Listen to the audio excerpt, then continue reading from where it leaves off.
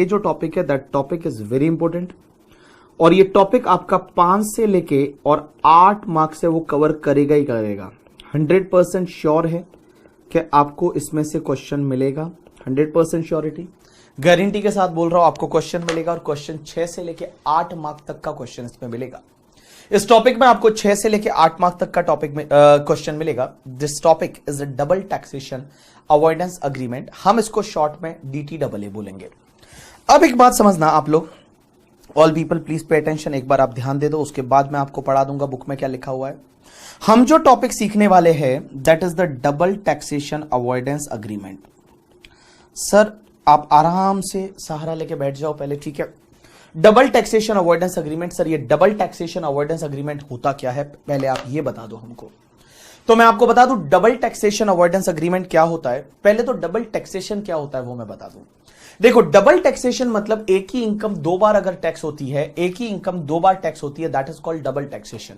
एक ही इनकम दो बार टैक्स हो रही है then it is called double taxation. But एक बात समझना, डबल टैक्सेशन दो तरीके का होता है।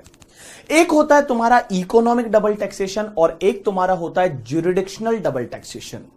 एक तुम्हारा होता है इकोनॉमिक डबल टैक्सेशन, एक होता है ज्यूरिडिक्शनल डबल टैक्सेशन। अब आप बोलोगे इकोनॉमिक डबल टैक्सेशन किसको बोलते हैं? इकोनॉमिक डबल टैक्सेशन क्या होता है कि जैसे I can take example, simple सी बात बताओ। देखो, कंपनी जो है वो कंपनी ने DDT पे कर दिया इनकम पे।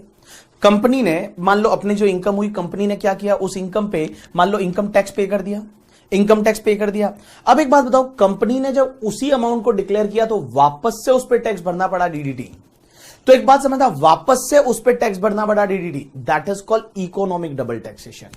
इकोनॉमिक डबल टैक्सेशन हो रहा है क्योंकि एक ही इनकम पे दो बार टैक्स लगाया, that is economic double taxation करके, ठीक है। क्या कंपनी ने देखो इनकम कमाई और कंपनी ने इनकम जो कमाती है उस पे कंपनी खुद का टैक्स भरती है। कंपनी ने इनकम कमाई, कंपनी ने उस पे टैक्स भर दिया।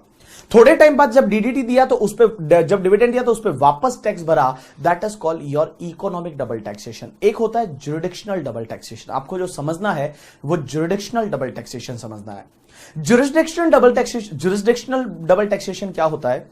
जो जुरिस्डिक्शन मतलब एरियाज करके, ठीक है। तो जुरिस्डिक्शनल डबल टैक्सेशन क्या होता है? जब एक ही इनकम जो है वो दो जुरिस्डिक्शन में टैक्सेबल हो रही है सेम पर्सन के हाथ में, दो जुरिस्डिक्शन में टैक्सेबल हो रही है सेम पर्सन के हाथ में, that is called jurisdictional double taxation. अब एक बात समझना, सर ये डबल टैक्सेशन कैसे होता है? जैसे अपन एक एग्जांपल लेते हैं। अब एक बात बताओ, IPCC में आप लोगों ने ये सीखा हुआ है कि जब भी आप रेजिडेंट बन जाते हो और ऑर्डिनरीली रेजिडेंट होते हो तो पूरे वर्ल्ड की इनकम पे टैक्स लगता है। आप अगर मान लो रेजिडेंट हो और ऑर्डिनरीली रेजिडेंट हो तो आप पूरे वर्ल्ड की इनकम पे इंडिया में टैक्स लगता है। आपने ही सुना हुआ है, पूरे वर्ल्ड की इनकम पे टैक्स लगता है। लेकिन अगर आप नॉन रेजिडेंट हो तो सिर्फ इंडिया की इनकम पे टैक्स लगता है। ये दोनों कंसेप्ट आपने पढ़े हुए हैं। आप रेजिडेंट हो तो पूरे वर्ल्ड की इनकम पे टैक्स लगता है और अगर आप नॉन रेजिडेंट हो तो सिर्फ इंडिया की इनकम पे टैक्स लगता है। अब एक बात बताओ भाई, जब आप रेजिडेंट हो तो पूरे वर्ल्ड की इनकम पे टैक्स लगेगा और जब आप नॉन रेजिडेंट हो तो सिर्फ इंडिया की इनकम पे टैक्स लगेगा। तो एक बात बताओ, इसमें जब मैं रेजिडेंट हूं और मेरे को पूरे वर्ल्ड की इनकम पे टैक्स लगता है और नॉन रेजिडेंट है उसको सिर्फ इंडिया की इनकम पे टैक्स लगता है। एक एग्जांपल लेते हैं, जैसे मैं रेजिडेंट हूं इंडिया का, ठीक है। मैं रेजिडेंट हूं इंडिया का और मैंने इंडिया में जो इनकम कमाई उस पर टैक्स लगेगा ही। मैंने नेपाल में जाके कुछ इनकम कमाई, सपोज मैं नेपाल में पढ़ाने के लिए गया, काठमांडू में पढ़ाने के लिए गया और काठमांडू में कुछ इनकम कमाई, उस पे इंडिया में तो टैक्स लगेगा ही क्योंकि मैं रेजिडेंट हूं। लेकिन एक बात बताओ, काठमांडू भी टैक्स ले लेगा क्योंकि सोर्स काठमांडू में है ना। या उसका उल्टा एग्जांपल लेते हैं। एक बात बताओ, जैसे जो जितने भी फॉरेन प्लेयर यहां पे IPL खेलने के लिए आते हैं, जितने भी फॉरेन प्लेयर यहां पे IPL खेलने के लिए आते हैं, एक बात बताओ, जो IPL से उनको जो इनकम होती है उस पे इंडिया में भी टैक्स लगता है क्योंकि सोर्स यहां पे है और उनको उस फॉरेन कंट्री में भी टैक्स लगता है क्योंकि रेजिडेंट उस कंट्री के हैं वो लोग। अब एक बात बताओ, इसकी वजह से डबल टैक्सेशन होता है। डबल टैक्सेशन कब होता है? क्योंकि क्या होता है कि इस वर्ल्ड में जितनी भी कंट्रीज है ना वो हमेशा दो रूल से टैक्स लेती है। One is the residence rule और one is the source rule. One is the residence rule and one is the source rule. Residence rule ये बोलता है कि अगर आप किसी की भी कंट्री के रेजिडेंट बन गए तो वो कंट्री के पास पावर है कि आपकी पूरे वर्ल्ड की इनकम पे टैक्स ले सकती है, that is called residence rule. और सोर्स रूल ये बोलता है कि अगर आप रेजिडेंट नहीं हो लेकिन सोर्स अगर आपका उस कंट्री में है तो उस कंट्री के पास आपकी इनकम पे टैक्स लेने का राइट है, बिकॉज आपने रिसोर्सेज उस कंपनी के यूज किए हैं तो वो रिसोर्सेज उस कंट्री के यूज किए, तो वो कंट्री आपसे टैक्स ले लेगी, that is called your source rule. देखो रेसिडेंस रूल क्या बोलता है कि अगर आप किसी कंट्री के रेजिडेंट हो तो पूरे वर्ल्ड की इनकम पे वो टैक्स ले सकती है। और सोर्स रूल ये बोलता है कि अगर आप उस कंट्री के रेजिडेंट नहीं हो, लेकिन अगर आपका सोर्स उस कंट्री में है, आपने रिसोर्सेज उस कंट्री के यूज किए हैं, तो वो कंट्री आपसे सोर्स रूल बेसिस टैक्सेशन ले सकती है। अब एक बात समझना, जब कोई पर्सन एक कंट्री का रेजिडेंट है और सोर्स दूसरी कंट्री में है तो उसको दो बार टैक्स लगेगा। जब कोई पर्सन रेजिडेंट एक कंट्री का और सोर्स दूसरी कंट्री में है तो उसको दो बार टैक्स लगेगा। जैसे मान लो मैं रेजिडेंट इंडिया का हूं और मेरा सोर्स अगर मान लो नेपाल से होता है तो उसमें दो बार टैक्स लगेगा, क्योंकि इंडिया जो टैक्स लेगी वो कौन से रूल से लेगी? रेजिडेंस रूल से। और जो नेपाल जो टैक्स लेगी वो कौन से रूल से लेगी? सोर्स रूल से लेगी। इंडिया रेजिडेंस रूल से टैक्स लेगी, नेपाल सोर्स रूल से टैक्स लेगी। एक ही इनकम पे दो बार टैक्स लग रहा है मुझे, एक ही इनकम पे दो बार टैक्स लग जाएगा, क्योंकि इंडिया रेजिडेंस रूल से लेगी और नेपाल सोर्स रूल से लेगी। दो बार मुझे एक ही इनकम पे टैक्स लग जाएगा। That is called double taxation. और इसका उल्टा मैं एग्जांपल लेता हूं, अगर मान लो रिकी पॉन्टिंग ऑस्ट्रेलिया का है और वो इंडिया क्रिकेट खेलने के लिए आया, रिकी पॉन्टिंग फ्रॉम ऑस्ट्रेलिया और वो इंडिया क्रिकेट खेलने के लिए आया, तो एक बात बताओ, इंडिया में क्रिकेट खेलने के लिए आया, आईपीएल में मान लो खेलने के लिए आया, तो इंडिया जो टैक्स लेगा वो कौन से रूल के हिसाब से लेगा?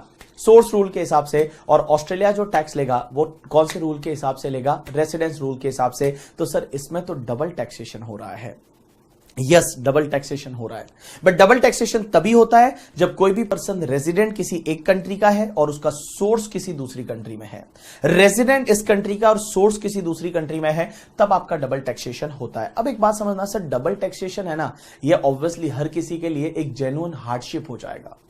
सर ये डबल टैक्सेशन, सर एक ही इनकम पे दो बार टैक्स लग जाएगा, ये तो गलत हो जाएगा ना। आंसर इज यस, ये गलत हो जाएगा।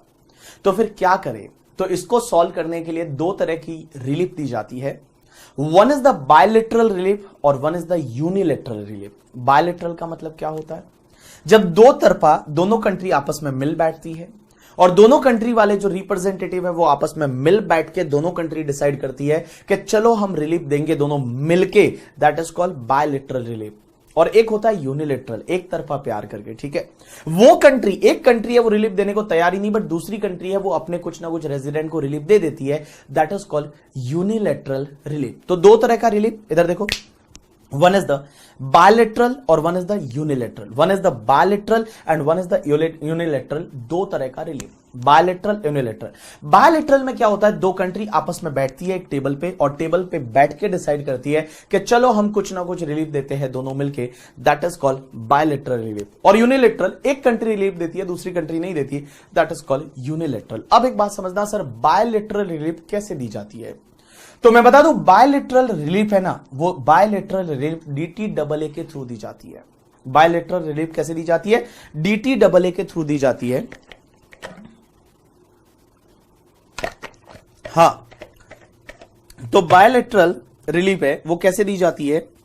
DTAA के थ्रू दी जाती है। मतलब दो कंट्री आपस में मिलके बैठती है और वो एक DTAA बनाती है, एक अग्रीमेंट बनाती है, और वो DTAA उस अग्रीमेंट के थ्रू जो रिलीफ दी जाती है, रिबेट दी जाती है, दैट इज कॉल्ड बायलेटरल। अब एक बात बताओ, ये जो DTAA का मतलब क्या होता है?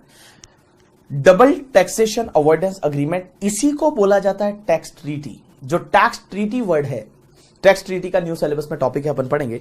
तो जो टैक्स ट्रीटी है वो टैक्स ट्रीटी किसको बोला जाता है? DTAA को ही बोला जाता है। और बहुत बार आपने सुना होगा टैक्स कन्वेंशन, वो टैक्स कन्वेंशन भी DTAA को ही बोला जाता है। तो जब भी मैं टैक्स कन्वेंशन बोलूं या DTAA बोलूं या फिर तुम्हारा टैक्स ट्रीटी बोलूं, तीनों का मतलब सेम ही होता है। तो चलो एक काम करते हैं, बायलेटरल रिलीफ की पहले बात कर लेते हैं। तो बायलेटरल रिलीफ में क्या होता है कि दो कंट्री आपस में मिल बैठती है, एक टेबल पे बैठती है और वो लोग आपस में एक अग्रीमेंट बनाते हैं और अग्रीमेंट बना के जो रिलीफ देते हैं, that is called bilateral relief. I can take one example. Suppose India और यूएसए, इंडिया से मोदी जी और मोदी जी के रिप्रेजेंटेटिव मान लो, और वहां यूएसए से डोनाल्ड ट्रंप है, वो ट्रंप आया और इंडिया और यूएसए के बीच में मान लो एक अग्रीमेंट बन रहा है। और अग्रीमेंट बन रहा है, DTAA बन रहा है, एक टैक्स ट्रीटी साइन होने वाली है। सबसे पहला क्वेश्चन यह आता है कि सर अग्रीमेंट में लिखा क्या जाएगा? अब एक बात बताओ, अग्रीमेंट कैसे बनाना है? अग्रीमेंट का सर, अगर अग्रीमेंट यहां पे डोनाल्ड ट्रंप बैठा है करके, ठीक है, और इधर मोदी जी बैठे हैं। अब मोदी जी बैठे हैं और वो इधर ट्रंप बैठा है। अब दोनों अग्रीमेंट बनाने पे बैठेगा, चलो अग्रीमेंट बनाते हैं। बैठे बैठे क्या करे, करना है कुछ काम शुरू करो, लो हरि का नाम और अग्रीमेंट बनाओ। अब एक बात बताओ, अग्रीमेंट बनाना है, अग्रीमेंट बनाएंगे कैसे?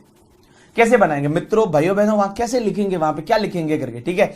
तो एक बात बताओ, ये अग्रीमेंट बनाने के लिए अग्रीमेंट के कुछ फॉर्मेटेज हैं, कुछ फॉर्मेट्स दे रखे हैं और मैं बता दूं, और उस फॉर्मेट को बोला जाता है tax convention, model tax convention. आपने नाम सुना, model tax convention. New syllabus में इसको आगे जाके वापस पढ़ेंगे, जब न्यू सिलेबस के टॉपिक है उसमें अलग से है मॉडल टैक्स कन्वेंशन टॉपिक।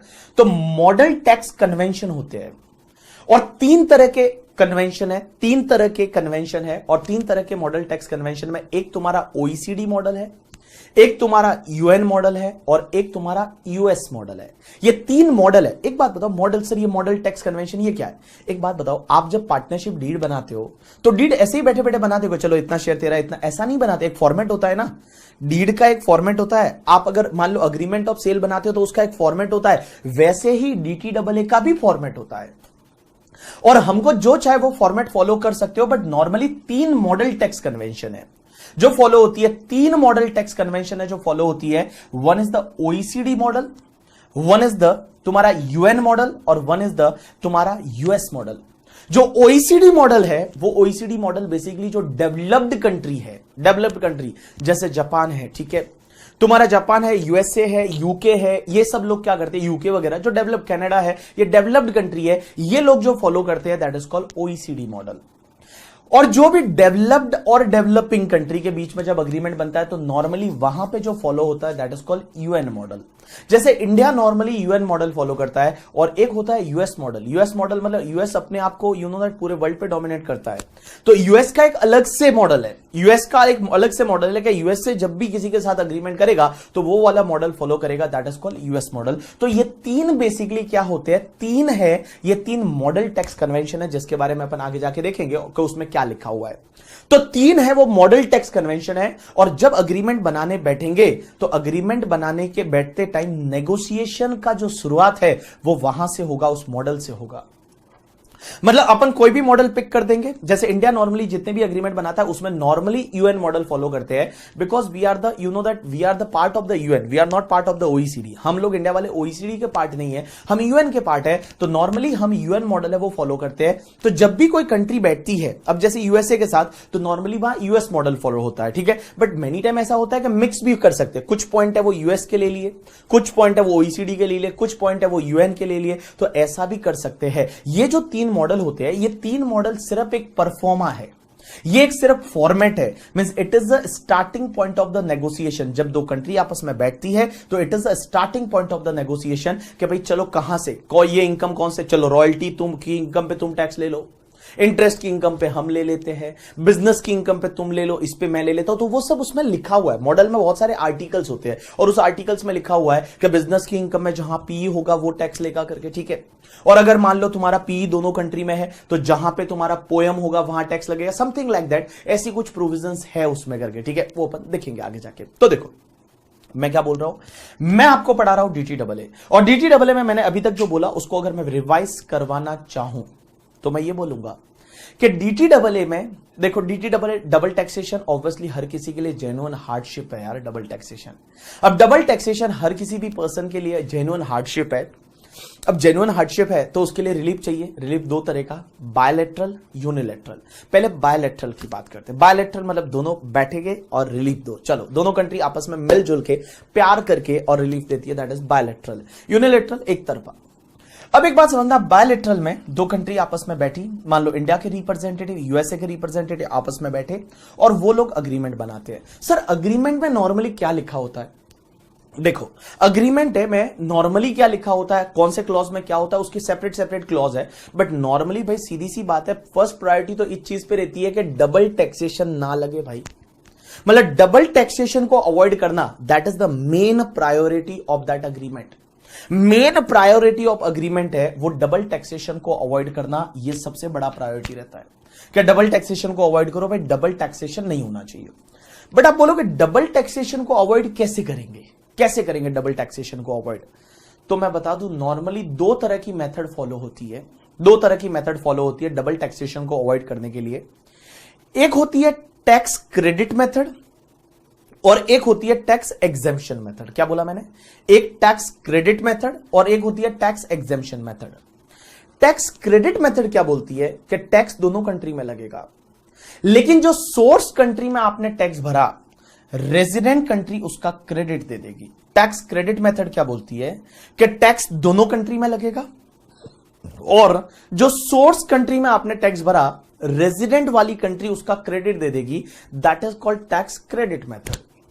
जैसे I can take example, India USA के बीच में एग्रीमेंट हुआ और मान लो टैक्स क्रेडिट मेथड फॉलो कर रहे हैं। मैं इंडिया का रेजिडेंट हूं, तो मुझे यूएसए और इंडिया दोनों में टैक्स भरना है, लेकिन यूएसए में जो टैक्स भरूंगा इंडिया उसका क्रेडिट दे देगी। That is called tax credit method. Tax credit method means what ever source country में आपने टैक्स भरा, रेजिडेंट वाली कंट्री उसका क्रेडिट दे देगी। That is called tax credit method. एक होता है tax exemption method. Tax exemption method में क्या होता है कि एक कंट्री टैक्स लेती है और दूसरी कंट्री टैक्स एग्जेम्प्ट कर देती है। एक कंट्री टैक्स लेगी और दूसरी कंट्री है वो टैक्स एग्जेम्प्ट कर देगी। That is called tax exemption method. Means one country will charge the tax and another country will exempt the tax. That is called tax exemption method. अब आपका question आएगा कि सर कौन सी country tax लेती है और कौन सी कंट्री टैक्स छोड़ देती है?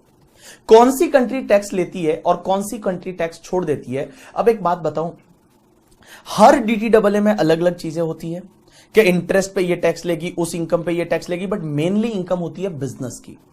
बिजनेस की इनकम में जहां पे पी होता है वो कंट्री टैक्स लेती है और जो दूसरी वाली कंट्री है वो टैक्स छोड़ देती है। मतलब जिस कंट्री में आपका पी होता है, दैट इज परमानेंट एस्टेब्लिशमेंट, जहां आपका पी होता है वो कंट्री टैक्स लेती है और जो दूसरी वाली कंट्री है वो टैक्स छोड़ देती है। जैसे I can take one example. Suppose हुआ क्या, जो रिलायंस है वो रिलायंस का मान लो पी है वो मुंबई में है और उनको कुछ यूएसए से इनकम हुई, परमानेंट एस्टेब्लिशमेंट। परमानेंट एस्टेब्लिशमेंट का मतलब अगर कोई ऑफिस है आपका या फिर कोई ब्रांच है आपका, कोई गोडाउन है आपका, परमानेंट प्लेस ऑफ बिजनेस है करके, ठीक है, वो सब तुम्हारे पी में आ जाएगा। हर डीटीडब्ल्यूए में पी को अलग से डिफाइन किया हुआ है।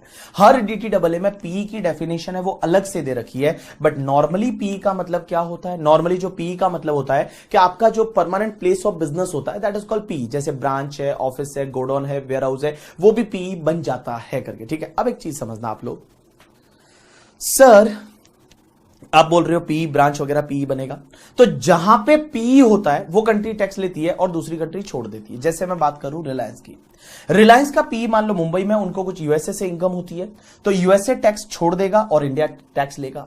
लेकिन मान लो सर पी दोनों जगह है, इंडिया में भी है और यूएसए में भी है, तो फिर क्या होता है, एग्रीमेंट में नॉर्मली ऐसे प्रोविजन होते हैं कि जहां पे आपका पोयम है, that is place of effective management and control, वो कंट्री टैक्स लेती है और दूसरी कंट्री टैक्स छोड़ देती है। जहां आपका पोयम है वो वाली कंट्री टैक्स लेती है और दूसरी कंट्री है वो टैक्स छोड़ देती है। अब एक बात समझना, सर ये तो बात हो गई कंपनी के केस में, लेकिन इंडिविजुअल वगैरह को जो इनकम होती है, इंडिविजुअल एचयूएफ को वगैरह जो इनकम होती है इंडिविजुअल को बेसिकली, उसमें कौन सी कंट्री टैक्स लेती है? तो मैं बता दूं उसमें कौन सी कंट्री टैक्स लेती है। तो इसमें अपन जब डीटीडब्ल्यूए का जो वो पढ़ेंगे मॉडल टैक्स कन्वेंशन, वहां पे मैं आपको बताऊंगा कुछ tie breaker rule and all, वहां पे आएंगे। बट अभी मैं उसका एक हिंट्स देता हूं, आप सिर्फ इतना समझो कि इंडिविजुअल केस में क्या होता है कि जहां आपका परमानेंट होम होता है वो कंट्री टैक्स लेती है और दूसरी छोड़ देती है। आप ये ध्यान रखो अभी कि जहां आपका परमानेंट होम होता है वो वाली कंट्री टैक्स लेती है और दूसरी कंट्री टैक्स छोड़ देती है। जैसे मान लो I can take a example कि मान लो मेरा परमानेंट होम इंडिया में है, मुझे कुछ नेपाल से इनकम होती है और नेपाल और इंडिया का डीटीडब्ल्यूए है, तो इंडिया टैक्स लेगी और नेपाल टैक्स छोड़ देगी। लेकिन मान लो मेरा इंडिया और नेपाल दोनों जगह घर है, परमानेंट होम दोनों जगह है, तो फिर कौन सी कंट्री टैक्स लेगी? तो जहां पे आपका economic and personal relationship more closer होता है, जहां पे आपका economic and personal relationship more closer होता है, वो कंट्री टैक्स लेती है और दूसरी कंट्री है वो नॉर्मली आपकी टैक्स छोड़ देती है करके, ठीक है। अब परमानेंट पहला परमानेंट होम, दूसरा economic personal relationship more closer, तीसरा और एक आता है हैबिचुअल अबोर्ड एंड, वो अपन पढ़ेंगे, वो यहां पे नहीं है, वो आपके उस टॉपिक में है जो अपन टॉपिक पढ़ेंगे, दैट इज द तुम्हारा टैक्स कन्वेंशन वाला, वहां पे आएगा आर्टिकल नंबर 4, उसमें दे रखा है। अभी तक जो पढ़ा उसको मैं क्विकली रिवाइज करवाता हूं। देखो मैंने क्या पढ़ा है आपको कि डीटीडब्ल्यूए है, वो डीटीडब्ल्यूए क्या होता है? पहली चीज डबल टैक्सेशन क्या होता है? डबल टैक्सेशन कब लगता है? जब एक कंट्री है, वो एक कंट्री जो टैक्स लेती है ऑन द रेसिडेंस रूल, दूसरी कंट्री टैक्स लेती है सोर्स रूल पे, और आप अगर किसी रेजिडेंट कंट्री है वहां के रेजिडेंट हो और सोर्स आपका दूसरी कंट्री में है, सोर्स दूसरी कंट्री में है, तो दो दो जगह टैक्स लग जाता है due to the source rule and residence rule, that is called double taxation. अब एक बात समझना, डबल टैक्सेशन को अवॉइड कैसे करेंगे? दो तरह का rebate relief, one is the bilateral, one is the unilateral. Bilateral दोनों मिल बैठ के देते हैं, मोदी जी ट्रम्प साथ में बैठे बोला चलो रिलीफ देते हैं, दैट इज कॉल्ड बायलैटरल। अब देखो जो बायलैटरल होता है, जो बायलैटरल रहता है उसमें क्या होता है कि बायलैटरल रिलीफ में सर नॉर्मली दो मेथड फॉलो होती है, दो मेथड फॉलो होती है, एक टैक्स क्रेडिट मेथड, एक टैक्स एग्जेम्पशन मेथड। एक क्रेडिट में क्या होता है कि दोनों जगह टैक्स लगेगा, लेकिन जो सोर्स कंट्री में टैक्स भरा है रेजिडेंट कंट्री उसका क्रेडिट दे देगी, that is called tax credit. एक होता है टैक्स एग्जेम्पशन मेथड, मतलब एक कंट्री टैक्स लेगी और एक कंट्री एग्जेम्प्ट कर देगी, एक कंट्री टैक्स लेगी और एक कंट्री एग्जेम्प्ट कर देगी, that is called tax exemption method. अब एक बात समझना सर, कौन सी कंट्री टैक्स लेती है और कौन सी एग्जेम्प्ट करती है? जहां आपका पी होता है वो कंट्री टैक्स लेती है, दूसरी एग्जेम्प्ट कर देती है। पी दोनों जगह है, तो जहां आपका पोयम होता है वो कंट्री टैक्स लेती है, दूसरी कंट्री है वो टैक्स छोड़ देती है। इंडिविजुअल के लिए अभी आप इतना याद रखोगे कि जहां पे आपका परमानेंट होम होता है वो कंट्री टैक्स लेती है, दूसरी छोड़ देती है। और परमानेंट होम दोनों जगह है, तो जहां पे आपका economic and personal relationship more closer होता है, जहां पे आपका economic and personal relationship more closer होता है वो कंट्री टैक्स लेती है और दूसरी कंट्री है वो टैक्स छोड़ देती है। You got my point or not? अरे बोलो यस और नो? यस। तो देखो डीटीडब्ल्यूए जब बनता है, अग्रीमेंट बनता है, तो अग्रीमेंट में ऑब्वियसली पहला जो ऑब्जेक्टिव है, पहला क्लॉज है वो तो यही है कि भाई डबल टैक्सेशन ना लगे। दूसरा उसमें है ना, डीटीडब्ल्यूए में इंफॉर्मेशन शेयरिंग से रिलेटेड भी बात की होती है बहुत बार, कि एक कंट्री दूसरी कंट्री से इंफॉर्मेशन शेयर करेगी। जैसे इंडिया स्विट्जरलैंड के बीच में अग्रीमेंट है, उसमें यह लिखा हुआ है कि इंफॉर्मेशन स्विट्जरलैंड शेयर करेगा। इंफॉर्मेशन है वो स्विट्जरलैंड है, वो स्विट्जरलैंड इंफॉर्मेशन शेयर करेगा इंडिया को, तो that is called information sharing का भी पॉइंट होता है उसमें। या तो डीटीडब्ल्यूए में ही इंफॉर्मेशन शेयरिंग का पॉइंट होता है, नहीं तो इंफॉर्मेशन शेयरिंग के लिए अलग से अग्रीमेंट बनते हैं, that is tax exchange information agreement, वो अलग से बनते हैं टीआईए करके, ठीक है? तो वो तुम्हारे वो अलग से बनते हैं। बट अगर मान लो डीटीडब्ल्यूए में भी ऐसे क्लॉज होते हैं, डीटीडब्ल्यूए में ऐसे भी क्लॉज होते हैं जब एक दूसरे की टैक्स रिकवरी में हेल्प करना, कि भाई अगर मान लो कोई ऐसा विजय माल्या बन जाए और मान लो यूके और इंडिया के बीच में अग्रीमेंट होता, सपोज यूके और इंडिया के बीच में अग्रीमेंट होता, तो विजय माल्या से टैक्स रिकवरी में यूके अपनी हेल्प करता, तो अग्रीमेंट में ऐसी चीजें भी लिखी हुई होती है करके, ठीक है? वापस से इधर देखो सब लोग, मेरी तरफ देखो। तो मैंने आपको क्या बोला? सबसे पहले मैंने बोला बायलैटरल रिलीफ। बायलैटरल रिलीफ किसके थ्रू होती है? डीटीडब्ल्यूए के थ्रू।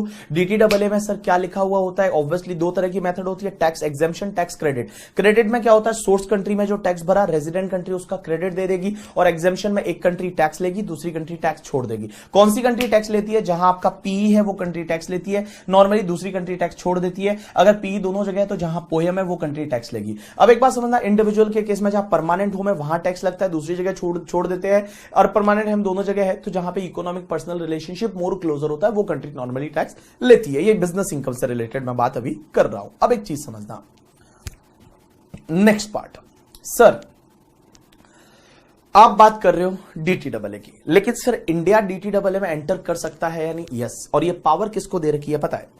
ये पावर अपने इनकम टैक्स एक्ट में सेक्शन डाली हुई है, सेक्शन 90, और सेक्शन 90 ये पावर देती है सेंट्रल गवर्नमेंट को। सेंट्रल गवर्नमेंट मतलब अपनी जो मोदी जी की सरकार है, जो मोदी जी है वो मोदी जी की सरकार को ये पावर है कि मोदी जी चाहे, मतलब सेंट्रल गवर्नमेंट चाहे तो सेंट्रल गवर्नमेंट किसी भी फॉरेन कंट्री के साथ या स्पेसिफाइड टेरिटरी के साथ हम एग्रीमेंट कर सकते हैं। किसी भी फॉरेन कंट्री के साथ या स्पेसिफाइड टेरिटरी के साथ।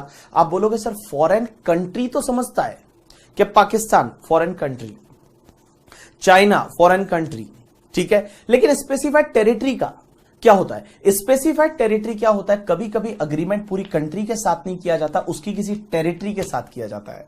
जैसे आई कैन टेक एग्जांपल कि मान लो इंडिया ने एक मकाऊ करके जगह है, मकाऊ मान लो कहां का पार्ट है? ये मकाऊ है, ये चाइना का पार्ट है, तो Macau is a territory, Macau is not a separate country, but Macau के साथ भी अपन लोग एग्रीमेंट कर सकते हैं, कोई प्रॉब्लम नहीं। तो देखो ये पावर इंडिया में जो दे रखा है वो सेंट्रल गवर्नमेंट को दे रखा है कि अपनी सेंट्रल गवर्नमेंट चाहे तो किसी भी फॉरेन कंट्री के साथ में या स्पेसिफाइड टेरिटरी के साथ में अग्रीमेंट कर सकते हैं, डबल टैक्सेशन अवॉइडेंस अग्रीमेंट में एंटर हो सकते हैं। अब एक बात बताओ, इंडिया ने अप्रोक्स 90 कंट्रीज के साथ में अपने 90 डिफरेंट अग्रीमेंट्स है, अप्रोक्स 90 के करीब वी हैव द अग्रीमेंट, 90 के करीब है वो अपने अग्रीमेंट है डिफरेंट कंट्रीज के साथ में। मैं बता दूं आपके सिलेबस में एक भी अग्रीमेंट का कोई डिस्कशन नहीं है, एक भी अग्रीमेंट से रिलेटेड आपको चीजें नहीं डाली हुई है आपके सिलेबस में, इलेक्टिव में भी नहीं है, इलेक्टिव पेपर में भी किसी भी स्पेसिफिक अग्रीमेंट से रिलेटेड डिस्कशन नहीं है, सिर्फ जनरल डिस्कशन दे रखा है। अब एक चीज समझना, चलो सर मोदी जी ने एंटर कर दिए, मोदी जी है वो एंटर कर गए अग्रीमेंट में, मतलब अपनी सेंट्रल गवर्नमेंट अग्रीमेंट में एंटर कर गई, DTAA बन गया। लेकिन सर एक बात बताओ, अगर DTAA जो है और तुम्हारा इनकम टैक्स एक्ट, अगर इन दोनों में से किसी भी जगह कुछ कॉन्फ्लिक्ट है करके, दोनों में से किसी जगह कुछ कॉन्फ्लिक्ट है, कुछ डेफिनेशन को लेके कॉन्फ्लिक्ट हो सकता है या समथिंग लाइक, उसमें तो सर डेफिनेशन ये है, DTAA में डेफिनेशन ये है, सम कॉन्फ्लिक्ट है, DTAA और इनकम टैक्स एक्ट में कॉन्फ्लिक्ट है, तो आप बताओ प्रिवेल क्या करेगा, मतलब ज्यादा ऊपर कौन रहेगा, who like DTAA will prevail और income tax act will prevail? Answer is your DTAA will prevail, because DTAA is basically a specific provision, income tax act is a normal provision, so DTAA will prevail over the income tax act if there is a dispute between DTAA and income tax act। मतलब conflict है, कहीं पे conflict है, कुछ चीजें अलग तरीके से इनकम टैक्स एक्ट में और DTAA में, तो आपका DTAA प्रिवेल करेगा, DTAA प्रिवेल करेगा इनकम टैक्स एक्ट के ऊपर। लेकिन एक चीज समझना, मैंने बोला कि अगर इनकम टैक्स एक्ट और DTAA में प्रिवेल है, सॉरी कॉन्फ्लिक्ट है, तो DTAA प्रिवेल करेगा, लेकिन बेटा एक्सेप्ट द प्रोविजन ऑफ गार, ये जो प्रोविजन ऑफ गार है, जो गार के प्रोविजन है, प्रोविजन ऑफ गार मतलब जनरल एंटी अवॉइडेंस रूल्स, ये जो गार के प्रोविजन है ना, ये DTAA को भी ओवरराइड करते हैं, मतलब गार के प्रोविजन है वो DTAA को भी ओवरराइड कर जाएंगे। अगर गार के प्रोविजन है मतलब आपने कुछ ऐसा अरेंजमेंट किया है जो इम्परमिसिबल अवॉइडेंस अरेंजमेंट है एज पर द गार, तो गार provision will override the DTAA also. बोलोगे क्या सर, क्या बोला आपने सर, एक बार वापस बोल दो। तो वापस बोल रहा हूं, देखो DTAA income tax act, DTAA income tax act conflict है दोनों में, DTAA income tax act conflict है दोनों में, DTAA income tax act conflict है दोनों में, प्रिवेल क्या करेगा आपका, क्या करेगा DTAA, but except the provision of GAAR, मतलब गार इनकम टैक्स एक्ट के प्रोविजन है वो DTAA को भी प्रिवेल कर जाएंगे, वो DTAA को भी प्रिवेल कर जाएंगे। तो मैं आपको बोलूं कि अगर DTAA और इनकम टैक्स एक्ट में कॉन्फ्लिक्ट है तो DTAA प्रिवेल करेगा, but except the provision of the GAAR के केस में गार प्रिवेल करेगा ओवर DTAA के ऊपर है वो गार प्रिवेल करेगा। अब एक और चीज समझना, लेकिन सर मैं एसएससी के पॉइंट ऑफ व्यू से देखो, कॉन्फ्लिक्ट का मतलब कुछ डेफिनेशन का पार्ट, प्रॉब्लम वगैरह ऐसा कुछ है, तो अब एक बात समझना, एसएससी के पॉइंट ऑफ व्यू से सर अगर मान लो DTAA ज्यादा बेनिफिशियल है इनकम टैक्स एक्ट से तो कोई प्रॉब्लम नहीं, DTAA ले लो, बट अगर इनकम टैक्स एक्ट ज्यादा बेनिफिशियल है एसएससी के पर्सपेक्टिव, अगर मान लो इनकम टैक्स एक्ट आपके लिए ज्यादा बेनिफिशियल है, तो क्या आप इनकम टैक्स एक्ट को फॉलो कर सकते हो या नहीं? आंसर इज यस, आप कर सकते हो। मतलब मैं बोलूं आपको क्या फॉलो करना है, आपको क्या फॉलो करना है, DTAA और income tax act, which ever is more beneficial, जो आपके लिए ज्यादा बेनिफिशियल है वो आपको फॉलो करना है, जो आपके लिए ज्यादा बेनिफिशियल है वो आपको फॉलो करना है इनकम टैक्स एक्ट और DTAA, whichever is more beneficial to the assessee, वो आप फॉलो कर सकते हो। जैसे TDS में भी अगर मान लो वहां पे इनकम टैक्स एक्ट में बोला है 30% रेट, बट मान लो DTAA में बोला है 10%, तो आपको TDS भी कौन सी रेट से काटना है, 10% से काटना है करके, ठीक है। अगर मान लो इनकम टैक्स एक्ट बोलता है 30% से टैक्स लगना चाहिए, DTAA बोलता है 10% से टैक्स लगना चाहिए, तो 30 और 10 आपको 10 वाला जो फायदा है वो आप ले सकते हो, जो फायदेमंद आपके पास साथ रहेगा वो आप ले सकते हो। लेकिन एक बात समझना, एक पॉइंट यहां पे ऐसा बोलता है जो सिर्फ इंडियन कंपनीज के लिए है, जो मैं आपको समझाऊंगा, थोड़ी फॉरेन कंपनी से रिलेटेड है, मैं थोड़ी देर बाद देता हूं उसको, मेरी तरफ देखो। अब दूसरी चीज सर मैंने अभी तक जो पढ़ा है कि डीटीडब्ल्यूए का पावर किसको दे रखा है, सेक्शन 90 में सेंट्रल गवर्नमेंट को दे रखा है कि अपनी जो सेंट्रल गवर्नमेंट है वो सेंट्रल गवर्नमेंट चाहे तो किसी फॉरेन कंट्री के साथ या स्पेसिफाइड टेरिटरी के साथ डीटीडब्ल्यूए में एंटर हो सकती है। अपनी अगर गवर्नमेंट चाहे तो डीटीडब्ल्यूए में एंटर हो सकती है। अब एक बात समझना, डीटीडब्ल्यूए इनकम टैक्स एक्ट में कुछ कॉन्फ्लिक्ट है तो डीटीडब्ल्यूए प्रिवेल करेगा, लेकिन अगर आपके लिए बेनिफिशियल इनकम टैक्स एक्ट है तो you can follow the income tax act, कोई प्रॉब्लम नहीं है। अब एक बात समझना, डीटीडब्ल्यूए का बेनिफिट लेने के लिए उस पर्सन को टीआरसी लेके आना पड़ेगा। क्या लेके आना पड़ेगा, टीआरसी। टीआरसी का मतलब होता है tax residence certificate. Tax residence certificate लेके आना पड़ेगा, मतलब जिस कंट्री का वो टैक्स रेजिडेंट है वो उसका टीआरसी लेके आना पड़ेगा, तभी उसको डीटीडब्ल्यूए का बेनिफिट मिलेगा, अदरवाइज नहीं मिलेगा। जैसे मान लो I can take one example कि हुआ क्या कि इंडिया और मॉरिशस का कुछ अग्रीमेंट है। इंडिया और मॉरिशस का अग्रीमेंट है और एज पर दैट अग्रीमेंट मान लो मॉरिशस का कोई बंदा अगर इंडिया में आता है तो उस पर कैपिटल गेन पे टैक्स नहीं लगेगा, मान लो ये उसमें लिखा हुआ है डीटीडब्ल्यूए में। एक बात बताओ, एक बंदा आया वो इंडिया में कैपिटल गेन हुआ, उस पर टैक्स नहीं लगेगा, लेकिन हमको कैसे पता चलेगा वो मॉरिशस का है? भाई हमको पता कैसे चलेगा वो मॉरिशस का है? तो उसको क्या करना पड़ेगा पता है, मॉरिशस की गवर्नमेंट से टीआरसी लेके आना पड़ेगा।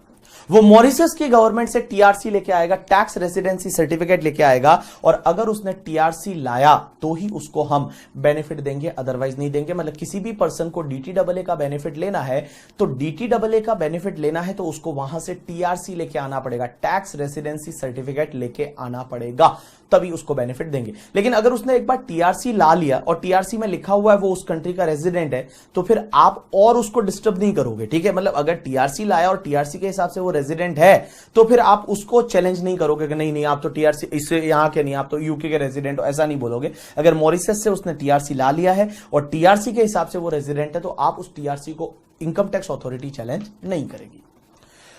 ये तो बात होगी सेक्शन 90 की। अब एक और चीज समझना, अगर कोई टर्म है वो डीटीडब्ल्यूए में यूज किया हुआ है, कुछ वर्ड है वो डीटीडब्ल्यूए में यूज किया हुआ है और उसको डिफाइन भी डीटीडब्ल्यूए में किया हुआ है, तो उसका डेफिनेशन डीटीडब्ल्यूए वाला ही लोगे।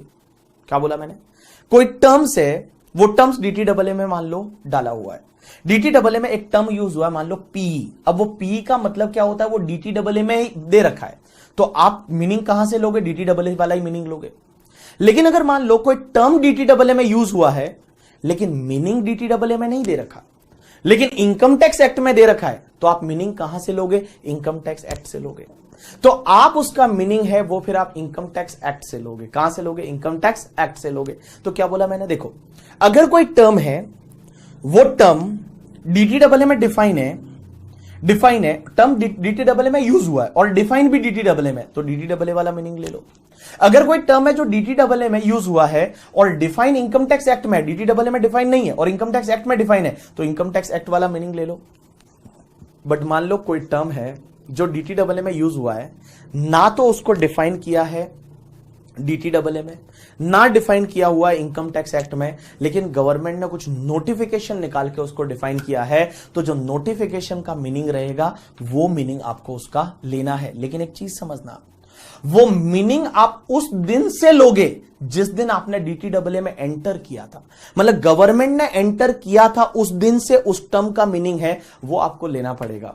जैसे I can take one example, हुआ क्या, एक बात बताओ, जैसे सपोज इंडिया जापान के बीच में एक ट्रीटी है, डीटीडब्ल्यूए है, उसमें एक वर्ड यूज हुआ है पी, जिसको कहीं डिफाइन नहीं किया हुआ, मान लो कहीं पे वो कोई चीज वो डिफाइन नहीं है, ठीक है।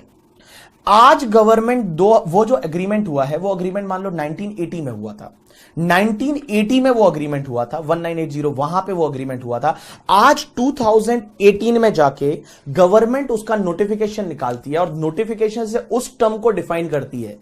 ये माना जाएगा कि ये इसका जो मीनिंग है वो उस दिन भी वो था, मतलब 1980 से उसका इफेक्ट लेंगे, मतलब उसको रेट्रोस्पेक्टिवली उसका इफेक्ट लेंगे। मतलब इन लोगों ने ऐसा बोला है कि हम ये मानेंगे कि उस टाइम है से उसका मीनिंग यही था, ऐसा आप आज इंटरप्रिटेशन लोगे। तो देखो मैंने क्या बोला, all people please pay attention. अगर तुम्हारा जो डीटीडब्ल्यूए है, अगर मान लो डीटीडब्ल्यूए में कोई वर्ड यूज हुआ है, उसका मीनिंग असाइन डीटीडब्ल्यूए में, तो वही वाला ले लो। डीटीडब्ल्यूए में नहीं है लेकिन इनकम टैक्स में मीनिंग है उसका, तो इनकम टैक्स एक्ट वाला ले लो। दोनों जगह नहीं है और गवर्नमेंट ने नोटिफिकेशन निकाला, तो नोटिफिकेशन में जो मीनिंग है वो आप लोगे, लेकिन उस मीनिंग को उस दिन से लोगे जिस दिन वो डीटीडब्ल्यूए एंटर हुआ था, उस दिन से माना जाएगा इसका मीनिंग यही था। You got my point or not? अरे बोलो ना यस और नो। यस। अब एक और चीज समझना आप लोग, हुआ क्या, ये तो बात हो गई सेक्शन 90 की। एक सेक्शन होती है 90A करके, और 90A क्या बोलती है पता है, कि इंडिया की जो स्पेसिफाइड एसोसिएशंस है, इंडिया की स्पेसिफाइड एसोसिएशन किसी फॉरेन कंट्री की स्पेसिफाइड एसोसिएशंस के साथ अग्रीमेंट कर सकती है। इंडिया की स्पेसिफाइड एसोसिएशन फॉरेन की स्पेसिफाइड एसोसिएशन के साथ अग्रीमेंट कर सकती है, DTAA जैसा। ये क्या होता है स्पेसिफाइड एसोसिएशन का मतलब क्या होता है, तो मैं बता दूं, स्पेसिफाइड एसोसिएशन का मतलब होता है ऐसी कोई भी एसोसिएशन जो किसी कंट्री के लॉ में फंक्शन करती है, लॉ में काम करती है। जैसे I can take a example, India का एक स्पेसिफाइड एसोसिएशन है RBI। RBI एक अलग लॉ बना हुआ है, और मान लो फॉरेन कंट्री का कोई स्पेसिफाइड एसोसिएशन है, मान लो स्विट्जरलैंड की बैंक है, वो वहां के लॉ में फंक्शन करती है। तो ये दोनों अपने अपने लॉ में फंक्शन करते हैं, इसको बोला जाएगा स्पेसिफाइड एसोसिएशन। ये भी अग्रीमेंट कर सकते हैं। DTAA जैसा अग्रीमेंट ये स्पेसिफाइड एसोसिएशंस भी कर सकती है। और मैं बताऊं, ये अग्रीमेंट वैलिड तभी होगा जब सेंट्रल गवर्नमेंट उसको नोटिफाई करेगी इन द ऑफिशियल गजेट। जब सेंट्रल गवर्नमेंट उसको नोटिफाई करेगी इन द ऑफिशियल गजेट, तब भी वो वैलिड होगा, अदरवाइज वो वैलिड नहीं होगा। मतलब उसको अडॉप्ट करेगी, उसको नोटिफाइड करेगी central government, then that agreement will be treated as the valid agreement. You got my point or not? अरे बोलो ना, you got my point or not? You understood or not? Yes. चलो एक काम करते हैं, आप अपनी बुक पे आ जाओ एक बार। चलो, टॉपिक दे रखा है डबल टैक्सेशन अवॉइडेंस अग्रीमेंट। आप एक काम करो, यहां से लेके और यहां तक बायलैटरल रिलीफ तक आप रीड करो। वही चीजें लिखी हुई है जो मैंने बोली, एक बार बायलैटरल रिलीफ तक आप रीड करो, वही डबल टैक्सेशन क्या होता है, कैसे होता है।